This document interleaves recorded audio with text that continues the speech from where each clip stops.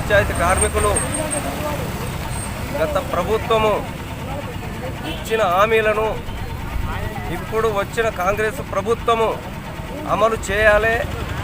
కాంగ్రెస్ ప్రభుత్వము గతంలో అధికారం లేకముందుకు 32 రోజులు 33 రోజులు గ్రామ పంచాయతీ కార్మికులు సమ్మె చేసిన సందర్భం కాంగ్రెస్ నాయకులు ఇప్పుడున్న కుంభం అనిల్ కుమార్ రెడ్డి ఎమ్మెల్యేగా గెలిచినాక మీ కార్మికుల హక్కులు నేను అమలు చేపిస్తా, నేను అసెంబ్లీలో మాట్లాడి నేను తీర్మానం చేపిస్తా అని చెప్పడం జరిగింది. ఆ సమ్మెలో ఇచ్చిన హామీ ఇప్పుడు నెరవేర్చాలి. కార్మికులకు మల్టీపర్పస్ విధానాన్ని రద్దు చేయాలి, సవరించాలి. కనీస వేతనాలు ఇవ్వాలి, పెండింగ్ వేతనాలు ఇవ్వాలి, ఈఎస్ఐ పిఎఫ్ ఉద్యోగ భద్రత కల్పించాలి. చనిపోయిన వాళ్ళకు 10 లక్షల రూపాయలు ఎక్స్గ్రేషియా ఇవ్వాలి. చావు ఖర్చులకు సంబంధించిన విషయంలో అవి ఇవ్వాలి.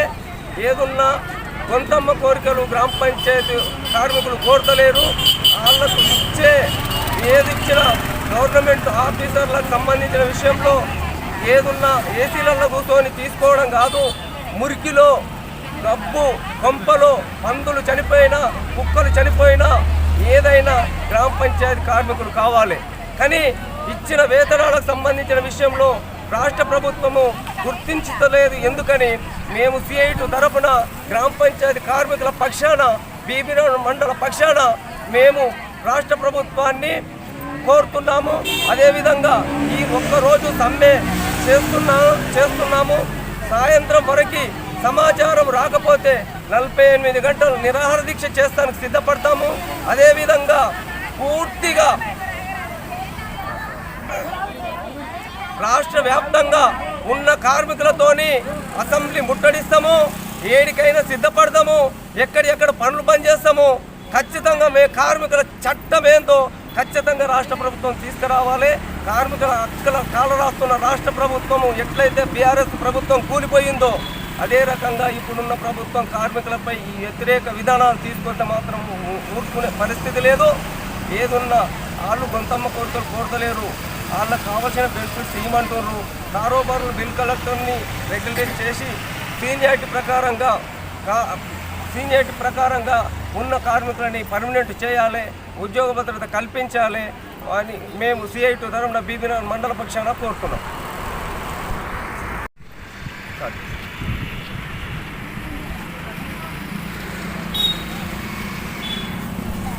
గ్రామ పంచాయతీ కార్మికులు ఏళ్ల తరబడిగా గ్రామాలలో పారిశుద్ధ ఉన్నటువంటి చేస్తున్నటువంటి కార్మికులకు ప్రభుత్వాలు మారుతున్నా రక్షణ లేకున్నటువంటి ప్రభుత్వాలు ఈరోజు కనబడతా ఉంది కండ్లకు కంటినట్టుగా. ఎందుకనంటే రోజువారీగా పనిచేసేటువంటి వాళ్ళు కామాటి, water man, electrician, bill collector, tractor driver అనేక రకాల సంబంధించినటువంటి వివిధ ఉన్నటువంటి కార్మికులు ఏళ్ల తరబడిగా తక్కువ వేతనాలతో పనిచేస్తున్నటువంటి కార్మికులకు ఇలా ఉద్యోగ భద్రత అనేది లేకుండా పోయింది.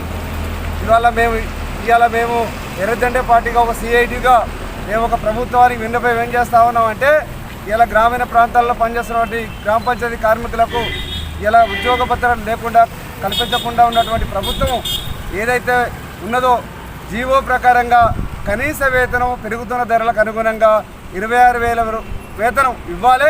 అదే ప్రకారంగా జీవన భృతితో పాటు మరణించిన ఎవరైతే కార్మికుడు కావచ్చు, కార్మికురాలు కావచ్చు 50,000 రూపాయలకు సంబంధించినటువంటి జీవన భృతి సంబంధించిన కూడా ఇవ్వాలని కూడా మేము కోరుతా ఉన్నాం ప్రభుత్వాన్ని. అదేవిధంగా ఏదైతే వాళ్ళకి రక్షణకు సంబంధించినటువంటి ఉన్న దాంట్లో ఈఎస్ఐ కానీ పిఎఫ్ కానీ ఇప్పటికీ వాళ్ళకి కనీసం లేదు. ప్రభుత్వం చెప్తా ఉంది ప్రభుత్వాలు మారుతున్నా అయినా ఇప్పటికీ ఇవ్వట్లేదు. ఈఎస్ఐ పిఎఫ్ అనేది ఖచ్చితంగా కల్పించాలి. ఏదైతే ఉన్నటువంటి ప్రభుత్వం తీసుకున్నటువంటి మొన్న కాంగ్రెస్ ప్రభుత్వం ఇచ్చినటువంటి హామీలు ఏదైతున్నాయో తక్షణమే గ్రామ పంచాయతీ కార్మికులకు అమలు చేయాలని కూడా మేము సిఐటిగా డిమాండ్ చేస్తూ ఉన్నాం. అదేవిధంగా ఏదైతే యాదాద్రి భువనగిరి జిల్లాలో ఉన్నటువంటి కార్మికులకు గ్రామ పంచాయతీ సిబ్బందిని కానీ పట్టించుకోకపోతే వాళ్ళ సమస్యలు పరిష్కరించకపోతే భవిష్యత్తులో ఆందోళన కార్యక్రమాలు ప్రభుత్వానికి ఖచ్చితంగా వినవిస్తాం. సమస్యలు పరిష్కారం చేయకపోతే అసెంబ్లీని కూడా ముట్టడిస్తానికి సిఐటి కూడా డిమాండ్ చేస్తూ ఉంది.